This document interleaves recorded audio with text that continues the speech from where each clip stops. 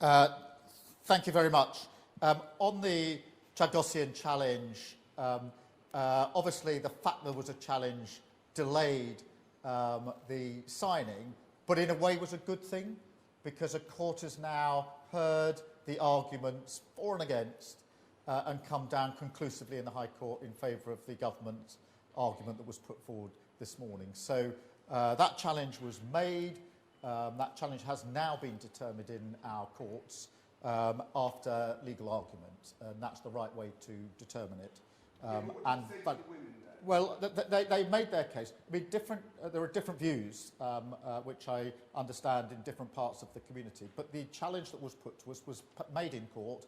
The court heard the matter this morning on legal argument and came to a firm ruling in our favour. On the question of costs, the cost of this is an average per year cost of £100 million, £101 million a year is the average cost. The net overall cost is therefore £3.4 billion overall. That's over the 99 years. That is, as I mentioned a moment ago, the average 100 million per year is about the same or slightly less than the running cost of an aircraft carrier minus the aircraft.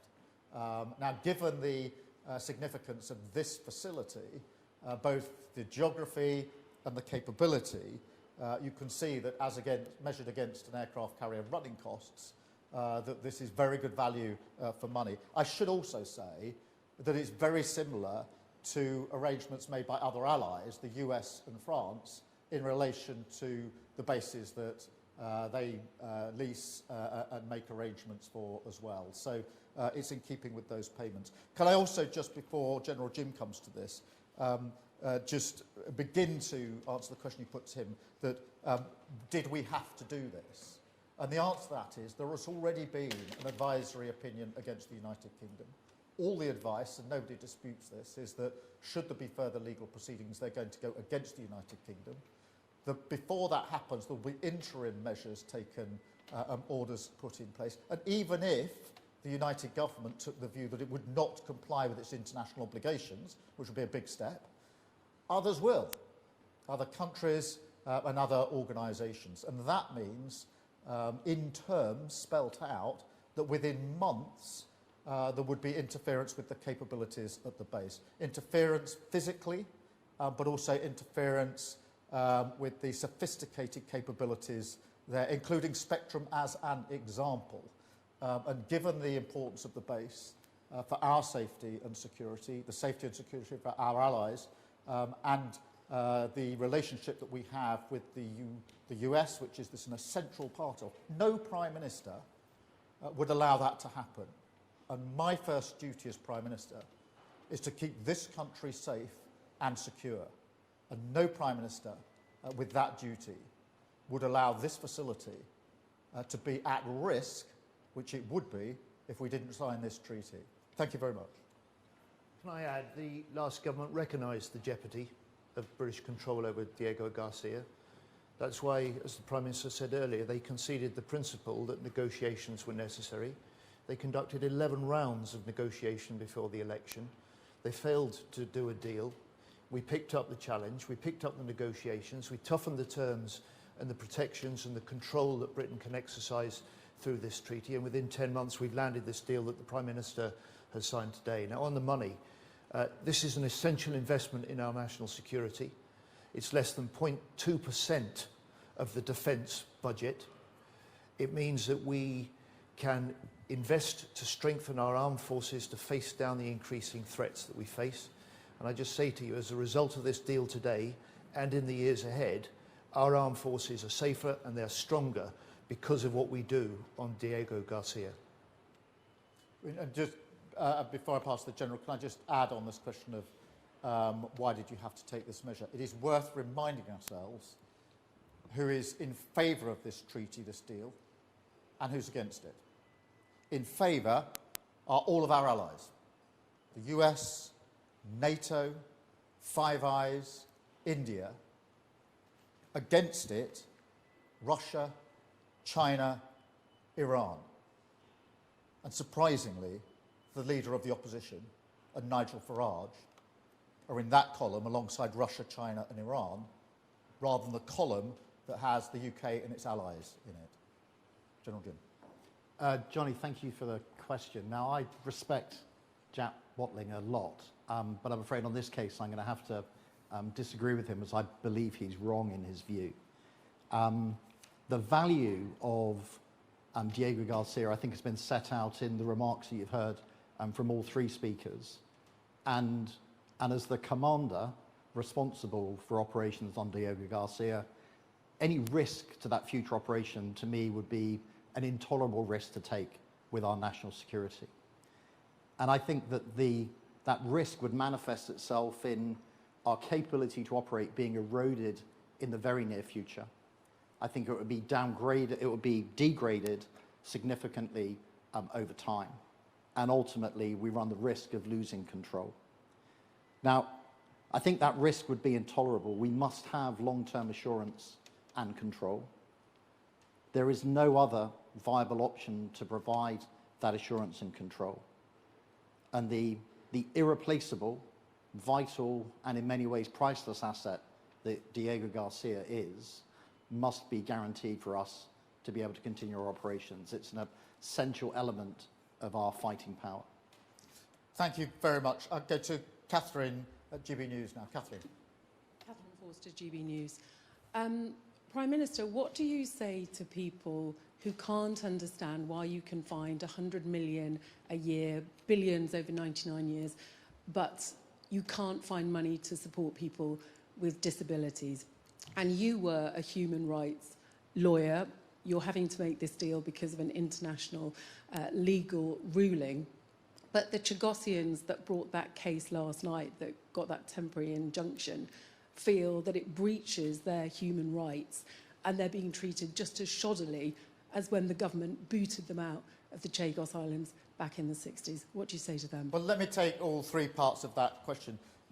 In answer to your first question, the answer is the first duty of a Prime Minister is to keep the country safe and secure. And this base is vital in that respect. Its location, its physical use, and its capability, including the spectrum capability. That capability has already had huge impact around the globe in relation to combating and defeating our adversaries. It is vital to keep our armed forces safe in their operations. And it is, as I say, measured against other defence spend, it is year on year less than the cost of running an aircraft carrier minus the aircraft. And so it is really important that a Prime Minister doesn't shirk when it comes to national security. That is the number one duty and responsibility of any Prime Minister. It is a duty and responsibility that I take extremely seriously. In relation to legal rulings, true, there's already been an advisory opinion against us.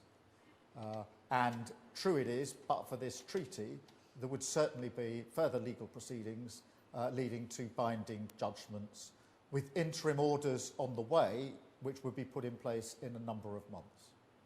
Now, even if I stood here and said to you, the UK government would defy international law, which would be an extremely unusual position to take, others won't. Other countries and other organisations. And that means the risk of interference with the capability is there because of the action of others. And once that uncertainty comes into place, then that means the ability to control physically interference with the base, to control interference with things like spectrum, is immediately in place, which risks the capability of the base and puts it at risk within a matter of months.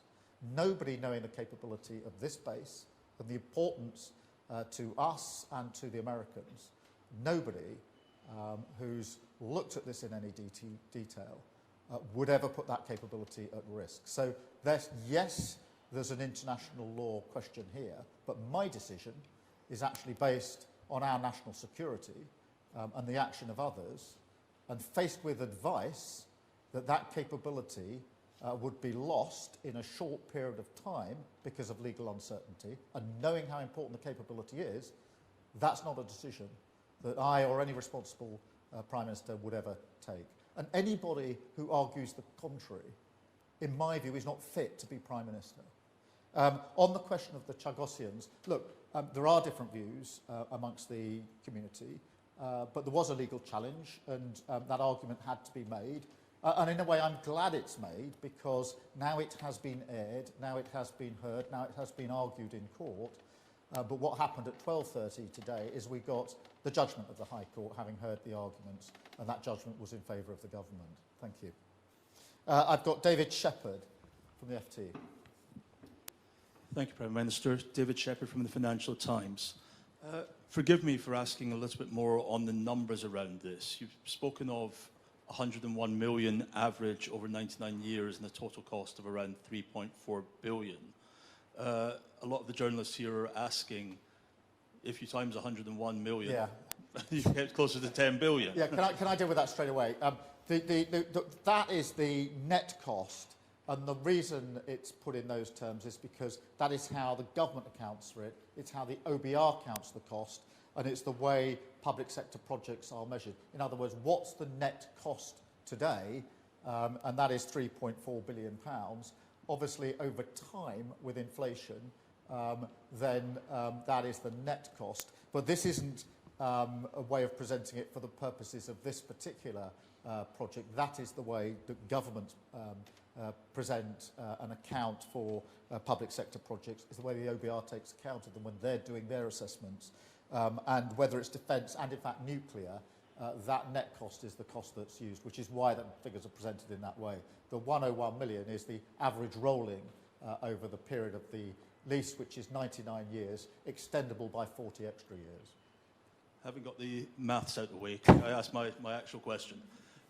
Given the vital importance of this base, not just to the UK, but to our allies, will we be asking allies like the United States to make additional contributions towards the payment for the base? Yeah, let me deal with that directly, because this is a capability that is of vital use to both the UK and the US. And we obviously have, in relation to the US, a special relationship on defence and security and intelligence sharing. No two countries share intelligence in the way that the UK and the US does. In relation to this base, which we both make huge use of, we are paying under this treaty in the way I've just set out. The US is paying the running costs of the base, which are much greater than the cost that we are bearing. And therefore, there are different contributions to different aspects, if you like. We are paying under the treaty in the way that's set out. The US are paying the running costs of the base, which are far greater than the cost that we are bearing. Together, there is obviously that shared interest in the base, a vital capability for both of us. Thank you very much. And I've got Claire Sadler from BFBS. Hi. What would you say to UK military personnel who are either stationed there or passing through there, who might be concerned about the change in the dynamics in the region? And also, what guarantees are there that any military operations are going to be able to continue totally uninterrupted? Well, the message would be, whether it's merchant personality or any other personnel, is you are safer now as a result of this treaty, because the uncertainty would have led to a potential compromise of this facility. So it is really important. In terms of military personnel, this base, this facility, has been used to protect our forces many times over. And by securing this treaty, this deal, it is now fully in place to protect them for 100 years, generations, with an option to add another 40 years to that. And as the Defence Secretary set out, not only the base, but the outer islands come under this treaty, and an ability to control what happens up to 100 nautical miles from the base. So in terms of the protection of our military, our armed forces, our service personnel, This ensures that they have the maximum protection wherever they may be, in just the same way as we had before. And that is amongst the reasons that was uppermost in my mind when I took the decision that I did, that this was vital for our national security. Thank you all very much. Thank you.